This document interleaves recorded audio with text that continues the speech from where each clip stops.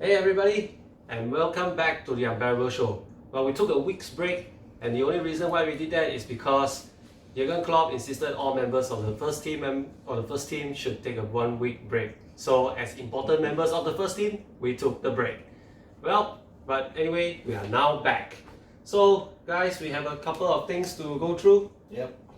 First up is the big win against Southampton at Anfield. I'll kick off with Mario here. What do you think about the game? Okay, Southampton has always been a very tough opponent for us, no matter where we played. But for that game, the first half an hour, they had full control. Danny Ings has been a problem for us, but thank God he didn't score. Other than that, second half we get back to the momentum, and then when there's one goal in. And then after that, we'll be running rampage because we're playing in Anfield and all that. So eventually we got 4, which is good. I think it was a very important match, important win, a very big 3 points for us. And at the moment we are at 6 more wins to go to finally clinch the title. Yeah, hope for the best. Alright. What about you, Kelvin? The first half, there were some jittery moments, and I think Joe Gomez himself, he made a couple of rather lazy mistakes, I think, but we got away with it. Okay, as for our defense-wise, I don't find there's an issue during that game. But Southampton, as what Mario mentioned, Southampton has been giving us problem during that game. They're playing really well. Although we have a big win 4-0, but credit to them. Seriously, I give them credit. They played really good. They have a very great game. And the first half, it's more like a 50-50 game, I can say. Southampton, they keep offense. They keep on attacking us. And we also did some couple of offense attack to them. Some chances created, and especially there's a penalty claim that brought down Bobby Firmino. Yep. No penalty was given, but fair enough because during the second half, Danny Ings actually had a penalty claim. That is, okay, to be clear, that is a clear penalty. Right. It's tackled by Fabinho to Danny Ings. It's a clear penalty. Okay, I don't deny that, but I'm kind of surprised that VAR never catch it. Yeah, but actually that's what I was going to go on to, and that is people's claim about Liverpool again. Admittedly, like what Kelvin has mentioned, that looked a clear penalty. But when you look back into the first half, Liverpool should have got the penalty. Yes, correct. Because there has to be a penalty on Firmino. Yes, and that is not only just a penalty; it's a send-off. Right. Yeah, it's a send-off. Exactly. And the referee doesn't give the penalty. VAR don't get it. So I find it's fair that Danny Ings, the foul on Danny Ings is not a penalty. I find it's fair. But okay, back to the game. During the second half, we scored early. Yeah. We scored early, and the formation that Jurgen Klopp is playing, I find is exactly the same as first half. Right. Okay, it's just that I don't know what happened during the second half. The entire Southampton players is like switch off. I think that was exactly perhaps that's exactly what Klopp told them at halftime. Go out there, get an early goal. Yeah. Which is what I had actually mentioned during the game as well. Get an early goal, and then it will game over for Southampton. Okay, yes, early goal definitely is a big advantage to us. Yeah. But you see the formation, you see the tactics. We played exactly the same how we played in the first half. With more intensity, perhaps? Maybe. It's exactly the same, and we can score 4 goals. When it comes to playing in Anfield, any opponent, you see, even if you can take Barcelona as a 4-0 win against Barcelona. Barcelona is one of the giants in Europe, right? So we were down with 3 goals and we needed 4 goals, and we had the early goals. And then after that, you see, we were running rampage. The same thing happens. Yeah. And Barcelona's player, they went. Don't know what they're doing, right? Yeah. They seem lost. Yeah, they seems very lost in that match. So it's just an example that I'm This is giving. exactly the same as Southampton. Exactly. So I think that's what happens. Because you cannot compare Barcelona and Southampton in the same level, right? But then any teams, I mentioned any teams, the moment we are playing in Anfield, and it's gonna be a different atmosphere because the supporters are really behind the team, and we sing, we cheer, we chant non-stop for 90 minutes, and you know, all of us has been in Anfield before a few times. So we know how it is, you know, goosebumps and all that. So I'm sure that's how the player feels also. So the early goals is the kickstarter for the 4-0 win.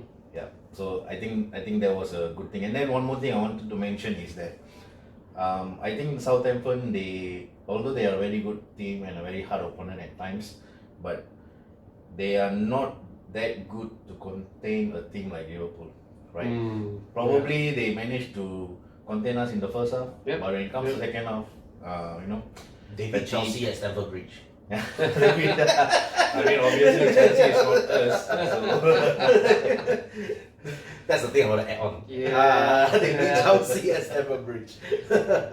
Alright. Let's move on to the next game. Okay. The FA Cup replay against Shrewsbury Town. Wow. True to Jurgen Klopp's words, the U23 team went down together with managed by Neil Critchley and got the 1-0 result. The celebration at the end was massive because I think it was massive because it's for the boys. Yes. Yeah. Right. I believe that they deserve this win, but I think they managed very well. They contained Shrewsbury Town until the goal happens. And they kept a clean sheet also. Yes, and they kept a clean sheet. You know, if Shrewsbury Town was a very hard team to play. Yes, as you expect Doesn't from matter where you League One play. side. Yes, so and then when it comes to under 23, they were very determined, and you know, playing in front of the crowd. It's a full house stadium, unbelievable. Yes, unbelievable, right? Yep. Full house and for all an the FA Cup supports replay featuring only the U23s. Exactly. So you know, it tells something about Liverpool. Liverpool is always something special. Every single thing is special. So I believe that these special things that happens, you know, full house stadiums with all the supports that they get from the fans, and you are under 23 when you are playing a League One team. They did a very good job. They contained the whole team very well until the own goal happens, and that's when the celebration comes because it really means a lot for them. Yes. Regarding about the under 23 boys against Shrewsbury Town and Anfield, it's the confidence that tell. Okay, it's a full house. It's a full house at Anfield. Okay, even if it's not the first team. Okay, so it shows how passionate the fans are. So the fans give full support to the boys, and the full house makes a part. Yes. You see, it gives the boys confidence. Okay, the way that it's how the fans singing, cheering for the boys, and I find that they are very proud of the boys. And me myself, I'm sitting here right now. I'm proud of them too. FA Cup quarterfinals versus Chelsea away at Stamford Bridge. That's a big one. That That what game, team do you expect? I have no idea if Jurgen Klopp will be filling in half squad or under 23 squad. Okay, but now we are playing at Stamford Bridge. If we feel under 23 squad, I can guarantee we'll get slaughtered. There's a good chance they will go down like Aston Villa. Yes, we'll get slaughtered. Always. If it's at Anfield, it's different case. Correct. The atmosphere makes a big part. So I really hope that Jurgen Klopp will not fill all under 23s. At least mixture of some senior players. I think it was mentioned quite. We talked about it that week that Kelvin and Sassi, they both mentioned that Fabinho didn't actually have a good game in the Shrewsbury fixture, but at least thankfully he made up for it in the Southampton game. So given that, he probably might or might not feature for the Chelsea game, you would think? No, I think he can be featured. I think the Shrewsbury Town away was a one-time off for him because he was injured, and probably right after the injury, when he comes back, he was not back to his 100% yet. Usually people will take some times and all that. So I think it's just a one-time off. Actually, Fabinho is a very crucial player for us. I think Jurgen Klopp sees it that way. So if he had to play that match, I think he should play that match because Chelsea is very good in the midfield, and he can probably contain Kante. You know, so I think he would be a very crucial player for us. Okay, all right. Well, that's good for the FA Cup game. Now let's move on to this weekend. We continue our charge towards the elusive number 19 and an away trip to the cellar dwellers that are Norwich City. Daniel Farker's side are almost likely to go down. I'm a bit surprised actually that Norwich have kept faith with the German. But what do you guys think? I'll start with Kelvin first. Easy peasy?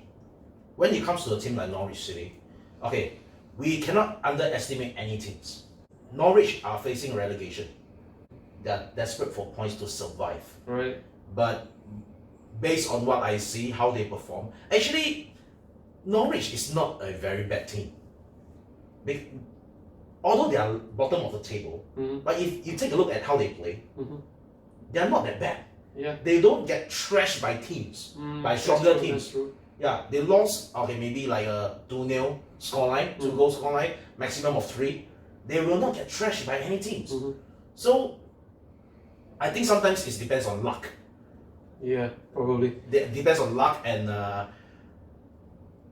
they have one crucial player, which is Timo Pukki. Yeah. I believe this guy will be a big threat to us this weekend. Okay. And our defense got to do something to mark him down, Van Dijk. Okay. To me, he is still a very dangerous man. Right. This guy can score. He really can score goals. So as long as we can contain him, I think it will be an easy win for us. Okay.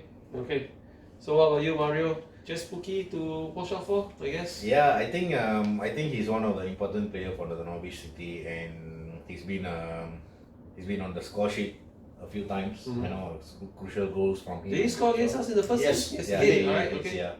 So I think as how Kelvin mentioned earlier, our defense needs to be very good, and when it comes to team that is in a relegation zone which fighting for points, it's always dangerous because they are playing in their home ground. The most that they want to do is to contain us and get a draw, or at least clinch 1 point out of the game. So I think it's gonna be. I still believe that we're gonna win this match, the upcoming one. Although it's gonna be a tough one for us because Norwich City in such a situation at the moment, and then Mane is returning, so that's a very good news, a very huge news for us, and a very big boost as well. I mean, without Mane, we were not that bad, but with Mane, we'll definitely be better, right? Yeah. So I think the front three will be back as per usual. Everybody is in a very good shape. It's gonna be a win for us, definitely. Alright. Okay. Your prediction? So long. Our king of predictor right here, man. 3-0 to Liverpool. 3-0 to Liverpool. What about you, Frank? I'm gonna go about 3-0 or 4-0 to Liverpool. It's the same scoreline as Southampton. Yeah. What should I choose?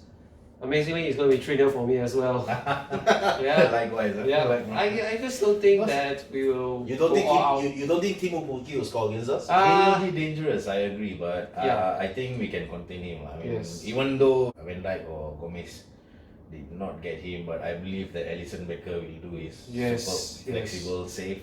So I'm sure he can get his job done. But although they are a difficult team to play with, but I'm pretty sure I'm very confident with Alisson Becker. Alright, okay, so clean sheet. Yep. Yeah, alright. So let's hope we continue with a current run, a very good run, a lot of clean sheets, and let's keep that going. Okay, I think we can wrap it up for today, guys. Alright, that's all we have for this video. Don't forget to like, share, and subscribe to Singapore Reds. And if you have any comments for us, please leave it in, of course, the comment box. Alright, come on, fill it up. Give us some tips, man. We need it. Okay, so this weekend is, as we have mentioned, is the away trip to Norwich. If you are a Liverpool fan and you are in Singapore, do join us at the bar station at ARC 380, and we can cheer on the Mighty Reds as we charge towards that elusive number 19. Yes. My name is Joey. SG Reds TV has been a production of Singapore Reds LFC supporters. Don't forget, we are loyal supporters and we come from Singapore! You'll never walk alone! Woo!